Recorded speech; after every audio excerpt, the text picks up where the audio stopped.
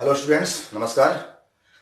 आज के इस लेक्चर में हम लोग बात करेंगे उपभोग फलन की, कंजप्शन फंक्शन। पिछले लेक्चर्स में मैंने कई बार बात की है प्राइस और डिमांड को लेकर के। उसमें हमने देखा कि किस प्रकार के कैसा संबंध है डिमांड और प्राइस में, और डिमांड किस प्रकार से डिपेंड करती है प्राइस के ऊपर। ठीक उसी प्रकार का रिलेशनशिप हम लोग यहां देखेंगे। यहां दो ग्रुप हैं। एक ग्रुप का नाम है इनकम। इनकम कैसी इनकम?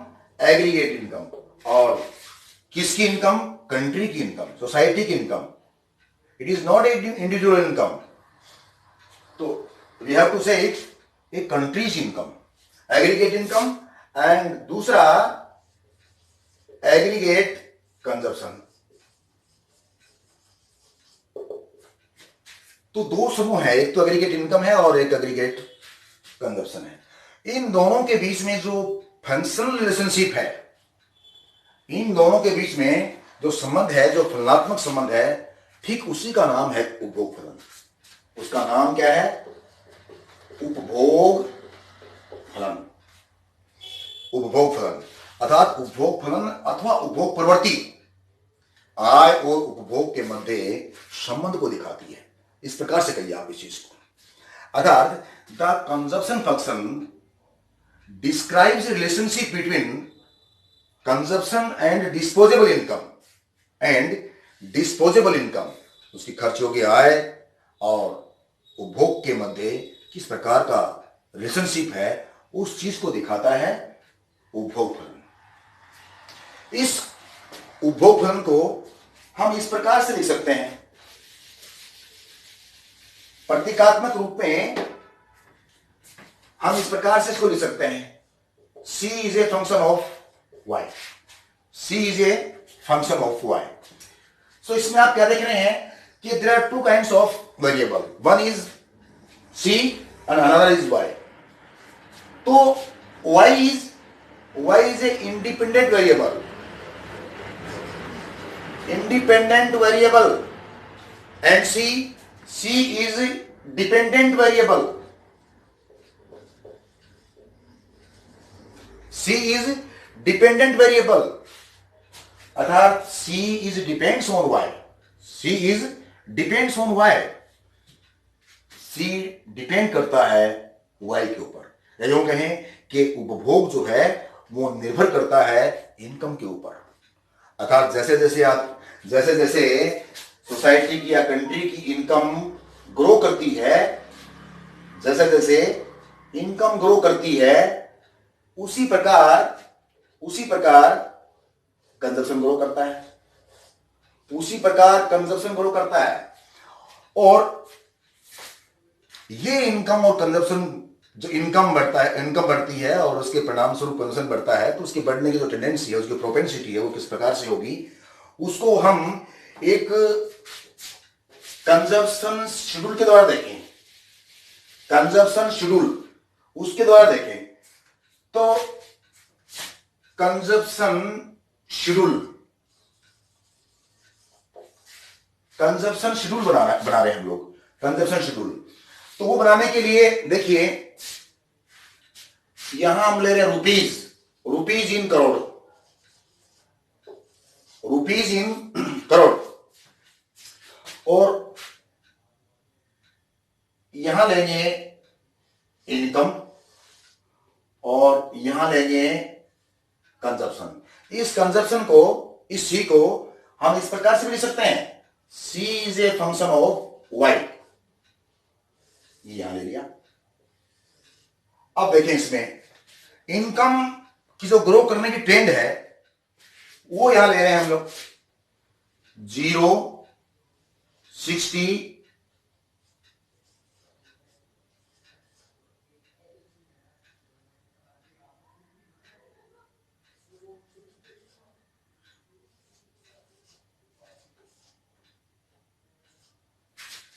ये इनकम की ग्रो ली है अपने 0, 60, 120, 180, 240, 300 एंड 360।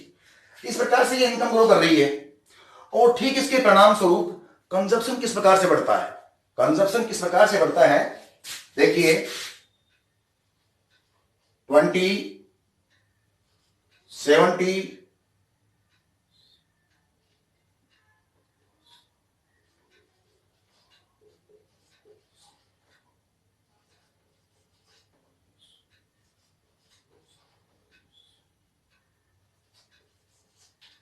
ये इस प्रकार से बढ़ता है, ये कंजप्शन है। तो यहां इसमें आप क्या देख रहे हैं कि इनकम इनकम जीरो लेवल पे है। इनकम का लेवल कितना है? Zero. Now what happens when your disposable income is zero. अगर जीरो इनकम है कंट्री की तो 20 करोड़ रुपीज क्या है? कंजप्शन। अब आप सोच रहे होंगे कि जीरो इनकम लेवल है, फिर भी 20 करोड़ रुपीज का कंजप्शन हो रहा है। बिल्कुल हो रहा है। यहां क्या करेंगे कि यहां लोग बाग जो है कि अपनी जो पीछे की सेविंग्स है उसमें से खर्च करेंगे। अच्छा, दूसरा तरीका क्या है? उधार लेके खर्च करेंगे। भाई जिंदा रहने के लिए कुछ खाना पड़ेगा ना, इसलिए यदि आपका लेवल जीरो है, income level, then your consumption level will be 20 crore rupees. आगे देखिए, अगर 60 करोड़ रुपए की इनकम जनरेट होती है इस लेवल के ऊपर, तो कंजप्शन कितना है? 70। इसमें हम क्या देख रहे हैं कि इनकम का जो जनरेशन है वो 60 करोड़ रुपीज है, लेकिन कंजप्शन का लेवल कितना है? 70 करोड़ रुपीज। आय से भी अधिक खर्च। अर्थात यहां पे कितना डिफरेंस आया? 60 और 70, यानी कि ये जो 10 करोड़ रुपए का जो अंतर आ रहा है, इसको फिर अपनी सेविंग से लेना पड़ेगा, अदरवाइज उधार लेना पड़ेगा। इस प्रकार से इस 60 करोड़ रुपीज के भी कंजप्शन जो लेवल है ज्यादा है।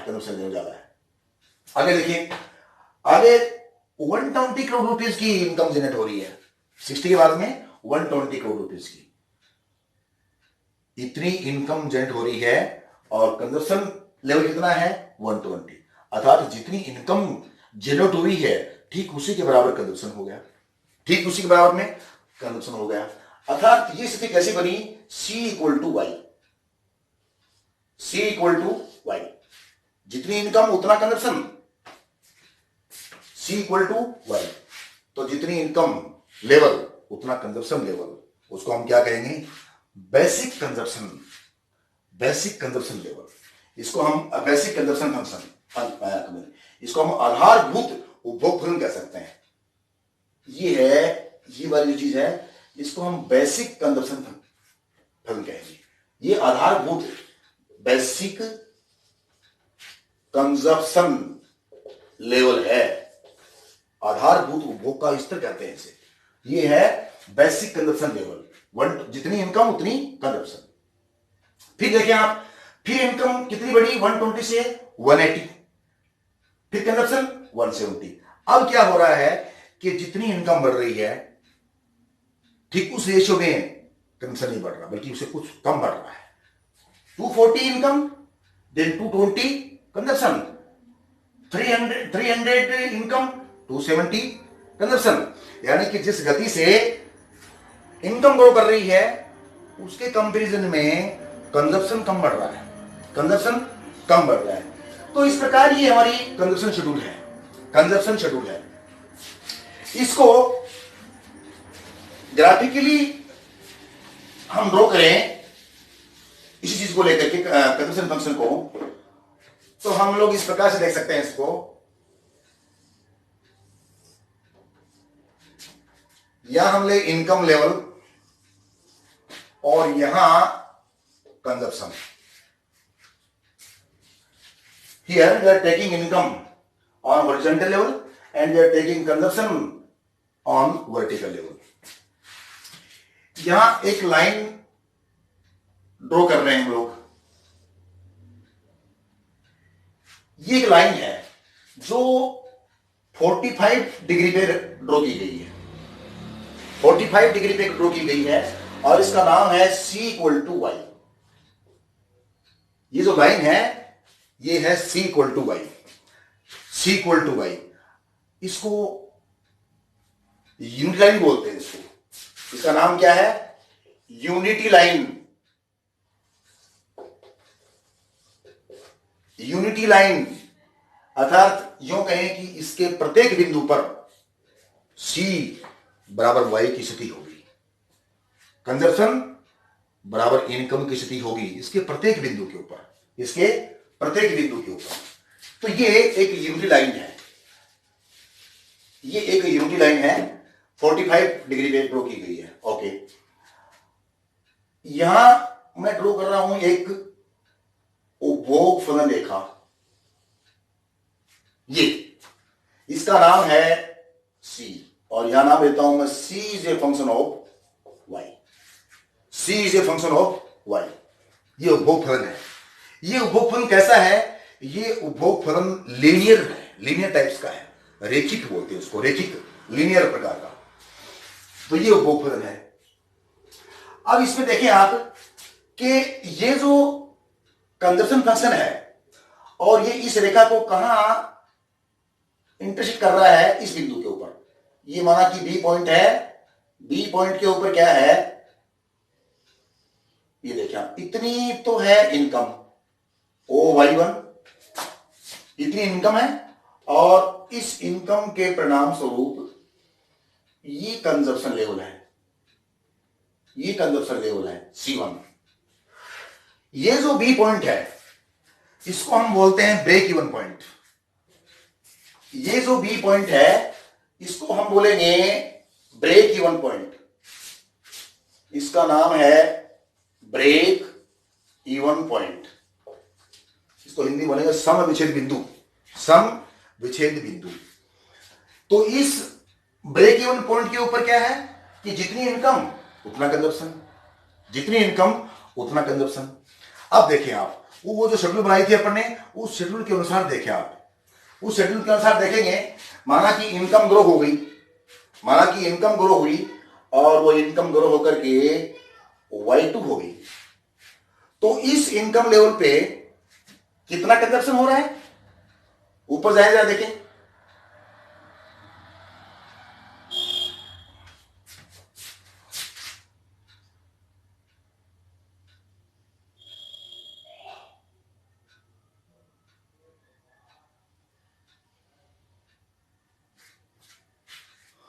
इनकम ग्रो हुई OY1 से OY2, इनकम इतनी बढ़ी, इतनी इनकम बढ़ने का परिणाम क्या हुआ कि उपभोग भी बढ़ा, कंजप्शन बढ़ा। कितना कंजप्शन बढ़ा? इतना बढ़ा। इसको बोलना कि C2। तो ये इनकम में ग्रोथ हुई और ठीक इसके परिणाम स्वरूप ये कंजप्शन बढ़ा, ये कंजप्शन बढ़ा। इस डायग्राम में हम क्या देख रहे हैं कि जिस रफ्तार से, जिस स्पीड से इनकम ग्रो हुई है, एक पॉइंट के बाद में इनकम ग्रो हुई है, इसके कंपैरिजन में कंजप्शन इतना ही बढ़ा है। अर्थात इतनी इनकम बढ़ी लेकिन कंजप्शन उतना नहीं बढ़ा। ये क्या बता रहा है? ये बता रहा है कि जिस लेवल से इनकम ग्रो करती है तो कंजप्शन जो है बढ़ता जरूर है लेकिन उस रफ्तार से नहीं बढ़ता, बल्कि उसे कंपैरिजन में कुछ कम बढ़ता है। तो इस प्रकार से अब देखें आप, तो इतनी इनकम ग्रो हुई तो कंजप्शन इतना हुआ, यानी कि आय आपकी इतनी बढ़ गई और कंजप्शन आपका इतना है। ध्यान दीजिए, कंजप्शन आपका इतना है तो आय बढ़ी और उसके परिणाम स्वरूप कंजप्शन इतना है, तो आय का जो बचा हुआ भाग है वो क्या होगा? सेविंग। उसको हम यहां दिखा सकते हैं, ये वाला, ये जो पार्ट है ये सेविंग का है। इसको मैं नाम दे दूं T और T1। ये जो है ये सेविंग है, ये सेविंग है। बढ़ी हुई आय का पूरा भाग कंजप्शन खर्च ना करके उसका कुछ पार्ट सेविंग किया जाता है और उस सेविंग को अपन यहां आगे सेविंग यहाँ इस ये जो गैप आ रहा है, ये जो गैप है वो बता रहा है सेविंग को, यानी कि वो पार्ट है जो कंजप्शन नहीं किया जाता, आय का पूरा पार्ट। तो इस प्रकार से हम इसको ड्रॉ कर सकते हैं। ये है कंजप्शन फंक्शन। अब इस कंजप्शन फंक्शन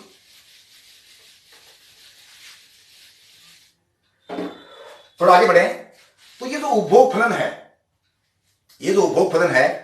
इस उपभोग फलन को हम किस प्रकार से मेजर कर सकते हैं? इस उपभोग फलन को किस प्रकार से मेजर कर सकते हैं? तो देखिए, दो कंसेप्ट हैं, एक का नाम एपीसी है और दूसरे का नाम एमपीसी है। APC average propensity to consume, MPC marginal propensity to consume, यानी कि औसत उपभोग प्रवृत्ति और दूसरी सीमांत उपभोग प्रवृत्ति। ये दो कंसेप्ट हैं। अर्थात यूं कहें कि एपीसी और एमपीसी की आवश्यकता हमें किस लिए पड़ती है?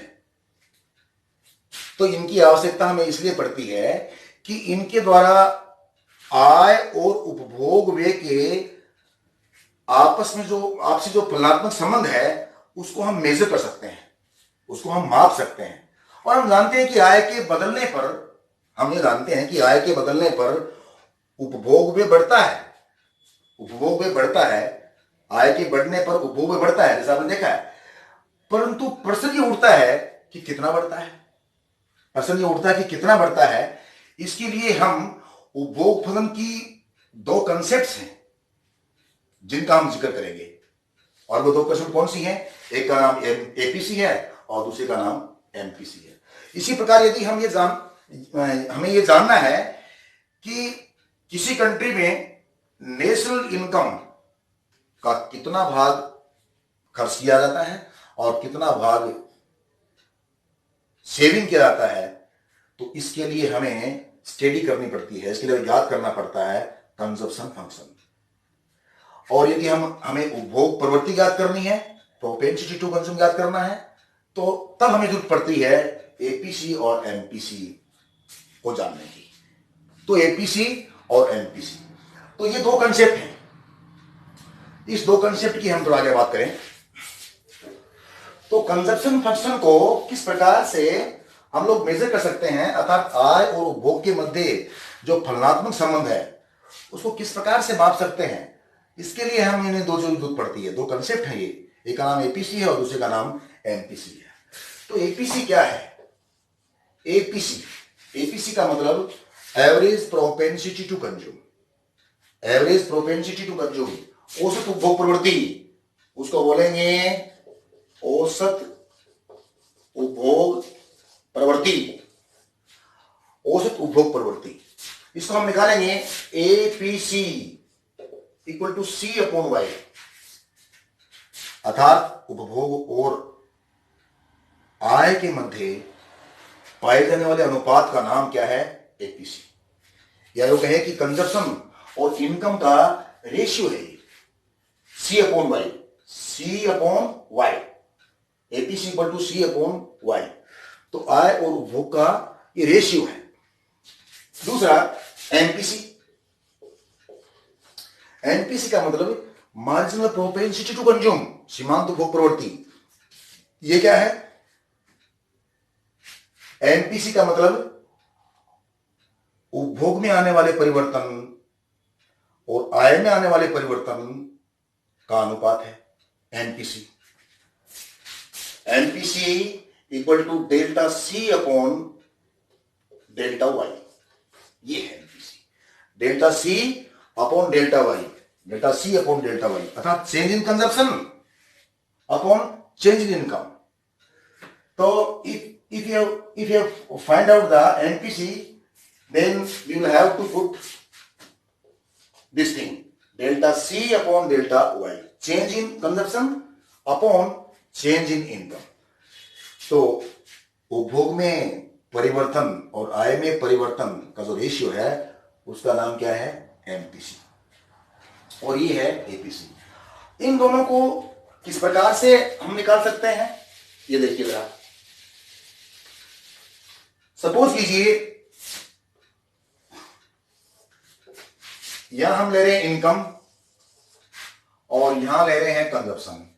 ये एक कंजप्शन एक्सपेंडिचर लाइन है, उपभोग रेखा है ये। और now we have to find out the APC on this line on any point. Suppose कीजिए कि ये पॉइंट आर है और इस पॉइंट आर के ऊपर हमें एपीसी ज्ञात करना है, एपीसी निकालना है। तो यहां नीचे गए और ये इनकम लेवल माना कि y1 और ये C1, ओके, ये y1 और ये C1 हमें निकालना है एपीसी। एपीसी और हम जानते हैं क्या होगा APC, C upon Y, C upon Y. तो C क्या है, ये C है, OC1, OC1 अपॉन वाई क्या है, OY1। आ गया सिंपल रेशियो। तो APC equal to OC1 upon OY1। ठीक इसी प्रकार से यदि हमें एमपीसी ज्ञात करना है, एमपीसी हमें ज्ञात करना है, एमपीसी निकालना है, तो इस प्रकार से ये कंजप्शन एक्सपेंडिचर लाइन ड्रॉ की हमने और इसका नाम है CC1, CC1। यहां वापिस वही ले रहे हैं हम इनकम और यहां कंजप्शन। सपोज कीजिए इस पॉइंट के ऊपर, इस आर पॉइंट के ऊपर ये इनकम Y1 और ये कंजप्शन लेवल C1। अब जैसे ही इनकम बढ़ती है उसके परिणाम स्वरूप कंजप्शन बढ़ता है। माना कि इनकम बढ़ करके और OY2 हुई, ये वाला पॉइंट, तो ठीक इसके परिणाम स्वरूप कंजप्शन बढ़ा और ये बढ़ करके C2 हो गया, C2, राइट। अब हमें एमपीसी याद करनी है, एमपीसी निकालनी है, सीमांत उपभोग प्रवृत्ति। तो एमपीसी इक्वल टू हम जानते हैं delta C upon delta Y. तो डेल्टा C क्या कह रहा है, कंजप्शन में चेंज क्या आया है, कंजप्शन में क्या चेंज आया है। तो consumption, here we are taking the consumption, ये कंजप्शन, और डेल्टा वाई इनकम में क्या चेंज आया है। तो MPC equal to delta C यानी कि चेंज इन कंजप्शन, और चेंज इन कंजप्शन क्या है, C1 C2, C1 C2 और अपॉन डेल्टा वाई। तो डेल्टा वाई यानी कि चेंज इन इनकम, ये है Y1/2, Y1/2, ये एमपीसी आ गई। तो इस प्रकार से MPC equal to delta C upon delta Y. अगर हमें इस प्रकार का कोई कंजप्शन और एक्सपेंडिचर लाइन दी हुई है और उसके किसी पॉइंट के ऊपर यदि आपको एमपीसी निकालना है, तब हम इससे निकाल सकते हैं और इसी प्रकार से एपीसी याद कर सकते हैं।